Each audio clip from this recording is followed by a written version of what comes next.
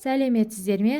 Бүгін мен сіздермен үйімізде көзімізді қуантып тұратын калонхоя гүлінің адам ағзасына, денсаулығына тигізетін пайдасы жайлы сөз етпекпін.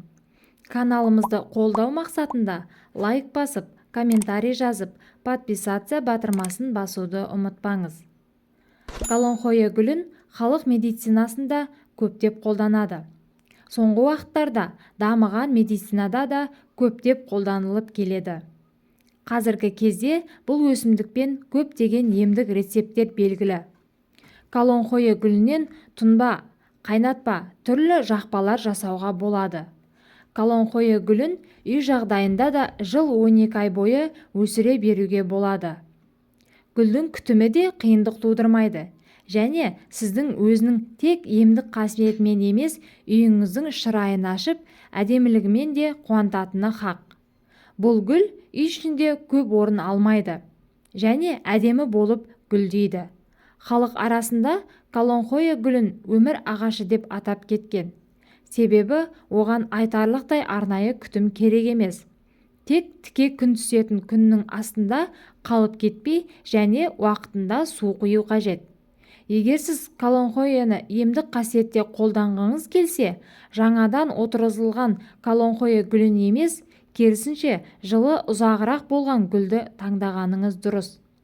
Сонда оның жапырағында, гүлінде, сабағында көбірек дәрумендер бойында сақталған болады.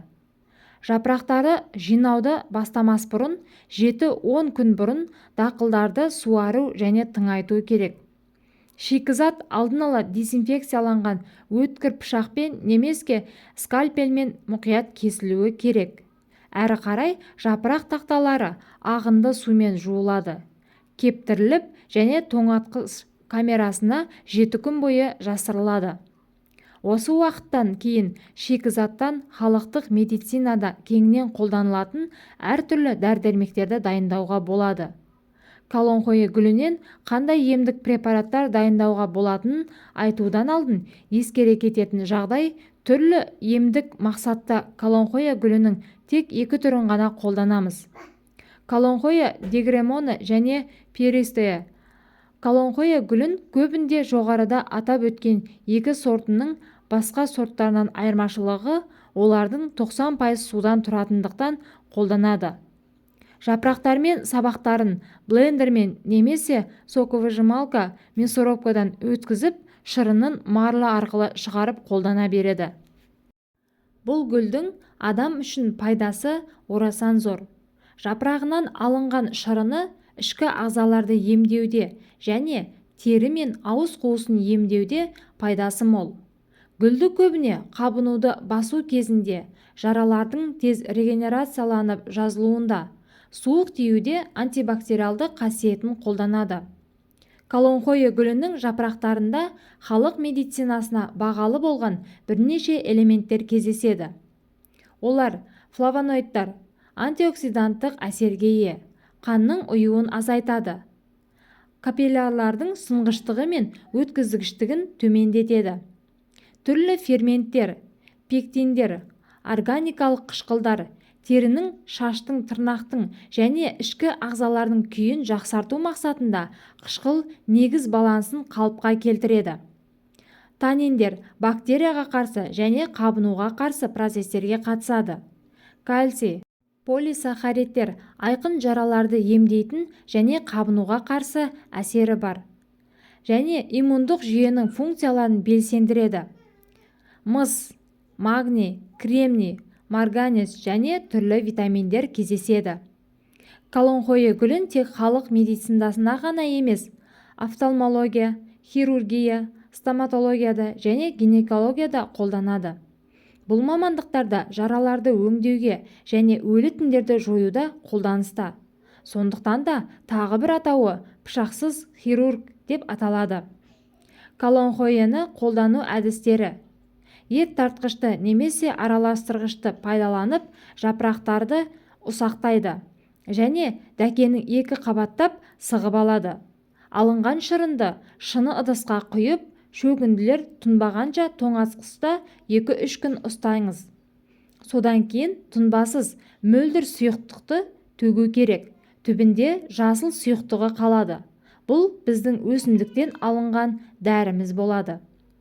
Шырынды ересектер мен 6 жастан асқан балаларға мұрынға тамызу үшін таза күйінде де, 6 жасқа дейінгі балаларға бірде-бір қатынасында қайнаған сумен сұйытылғанда да қолдануға болады. Алынған шырынды мұрынға тамызып отырасыз. Тамызудың орнына мақта тампонын шырынмен сулап, мұрынның шырышты қабығын сүртуге де болады. Немесе шырынның өзін қоспасыз тамызуға болады. Бұл мұрны бітіп жүретін адамдарға ринитке 4-5 тамшыдан тамызып жүруге көмектеседі. Бұл шырынды қолданып жүру нафтизин мен риноксилден құтылуға көмектеседі. Бұл өсімдік шырынын тамызғаннан кейін 10-15 рет түшкіру мүмкін, немесе одан да көп болуы мүмкін. Бірақ бұдан қорқудың қажеті жоқ. Гайморит болғандарға да мұрынға тамызған жақсы көмек береді. Гайморитке қолданғанда таза балды аласыз. Таза балды алып, гаймор қуыстарының үстіне, яғни бетке, шекеге жағылу керек. Барлығын жағып, 10-15 минут ұстап, жылы сумен жуып тастайсыз. Содан кейін 2-3 тамшы калонхоя шырынын алып, әр 4-5 күнде тамызасыз. Бірақ балмен күнделікті процедураны жалғастырып отырасыз. Иммунитетті көтеру үшін калонхоя шырыны бірде-бір қатынасында балмен немесе клюква шырынымен 2-1 араластырады. Және бір ас қасық алып, тамақтан жарты сағат бұрын күніне 2 рет ас қасықпен ішіңіз. Бұл құрал витаминдер мен микроэлементтермен қамтамасыз етуді толықтырады және барлық суық тиюді емдеуде пайдалы әсер етеді. Және де осы калонхояның жапырағын алып, орам жапырақ және қияр салатына араластырып бірге салат жасап жеу миомадан емделуіңізге операциясыз-ақ емделіп жазылуыңызға көмектеседі. Калонхоядан тұнба жасау. Жарты литрлік шыны бөтелкеге 5 ұсақталған калонхоя жапырағын салып, арақ немесе медициналық спирт қосып, 10 күн бойы қараңғы жерге қойыңыз. Бөтелкені күн сайын шайқау керек. 10 күннен кейін бөтелкедегі шикізатты сығып, тұнбаны шыны ыдысқа құйып, тоңазытқышқа сақтаңыз. Тұнбаны тамақ ауруы, стоматит, гингивит және ауыз және тамақтың басқа қабыну ауруларын емдеу үшін шаю ретінде қолданылады. Ол үшін жарты стақан суды 1 шай қасық тұнбаны сұйылту керек. Калонхоя тұнбасы варикозды тамырлар үшін, аяқты сүрту үшін қолданылады. Аяғынан тізеге дейін қозғалады. Содан кейін аяқтар жылы көрпемен жабылып, процедура түнде 2-3 ай бойы жүргізіледі. Бұл емдеу аяқтардағы ауырсынуды және ауырлықты жеңілдетеді. Қанның ұюын болдырмайды. Калонхоя инфузиясын алу. Инфузияны алу үшін өсімдіктің таза жапырақтары мен сабақтары ұсақталып, қайнаған суға құйылады. 5 жапырақ үшін 1 стакан қайнаған су. Қоспаны су моншасында 10-15 минут ұстайды, салқындатады және сүзіп аласыз. Калонхоя инфузиясы тамақ ауруымен және жоғарғы тыныс жолдарының басқа қабыну ауруларымен шаю үшін, сондай-ақ төсек жаралар, күйіктер және басқа да зақымданулар үшін, зақымдалған беттерге жағу үшін қолданылады. Калонхоядан маз дайындау. Дәрілік жақпа дайындау үшін 20 мл калонхоя сығындысын және 50 мл ланолин мен вазелин алыңыз. Барлығын жақсылап араластырыңыз және тығыз қақпағы бар шыны ыдысқа салып қоясыз. Майды тоңазытқышта сақтау керек, бірақ 20 күннен аспауы керек. Фармацевтика өнеркәсібі майларды өндіру үшін өсімдіктерді белсенді пайдаланады. Өсімдік майларымен бірге бұл өнімдер кең әсер етеді. Табиғи түрінде, сондай-ақ дәрілік заттар түрінде калонхоя сығындылары келесі пайдалы қасиеттерге ие. Стоматологияда дәрігерлер оны пародонт ауруларына, гингивитке және стоматитке қолдануға кеңес береді. Бұл қабыну процесін айтарлықтай азайтады және қызыл иектің қан кетуін азайтады. Ал жараларды емдеу процесі айтарлықтай жеделдетіледі. Гинекологтар мен педиатрлар емізу кезінде емізіктерде жарықтар пайда болса, колонхоя шырынына негізделген өнімдерді пайдалануды ұсынады. Бұл дәрілік препараттар майлар сондай-ақ таза түрінде өсімдік шырыны емдеу процесін тездетеді. Гинекологтар сонымен қатар босану кезінде эрозияны және зақымдануды емдеуге арналған майларды ұсынады. Офтальмологияда сарапшылар әртүрлі ауруларды, кератит, эрозия, блефарит, конъюнктивиттің әртүрлі түрлерін, көз жарақаттары мен күйіктерді емдеуге арналған колонхоя негізіндегі препараттарды ұсынады. Жедел респираторлық вирустық инфекцияларды, вирустарды, бактерияларды тудыруы мүмкін.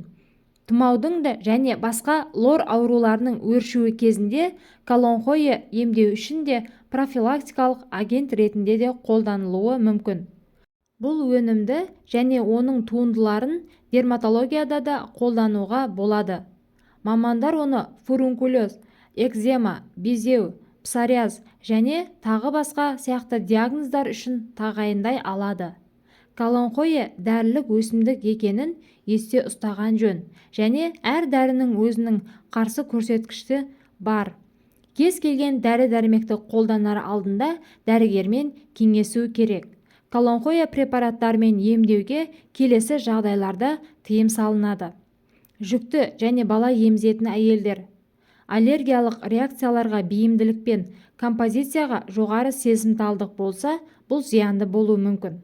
Бронх демікпесі бар адамдарға, цирроз және басқа аурулар, төмен қан қысымы кезінде онкология аурулары үшін бұл өнімді қолданылмаған дұрыс. Сіздерге бүгінгі берген ақпаратымыз пайдалы болған болса, кәдеңізге жарасын. Ауырып ем іздегенше ауырмайтын жол іздеңіздер.